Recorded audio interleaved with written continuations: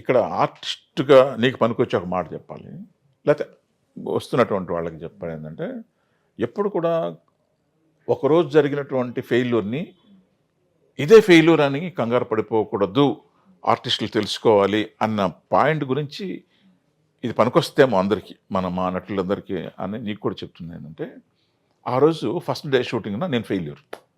Okay. ఏది ఇంత experience ఉండి సినిమాలు చేసి కూడా నాటకాలు చేసిన మీరు ఫెయిల్యూర్ అంటే మామూలు ఫెయిల్యూర్ కాదు, సీరియల్లో ఫెయిల్యూర్ అంటే in the sense first day I'm talking about the first day of the shoot. Okay. అంటే 35 మార్క్స్తో పాస్ అవ్వడం అంటామే, ఓకే. లేకపోతే ఫెయిల్ అంటామే. ఫెయిల్ కూడా 1 మార్క్ తగ్గిన కూడా ఫెయిలే కదా. కానీ 1 మార్క్ కాదు, నాది 0 మార్క్ అనమాట. అంత ఘోరంగా ఫెయిల్ అయ్యాను. కారణం ఏంటంటే సినిమా ఇండస్ట్రీలో ఉన్నప్పుడు మనం డైలాగ్ చదువుకొని డైలాగ్ ప్రాక్టీస్ చేసేవాళ్ళం కెమెరా ముందు.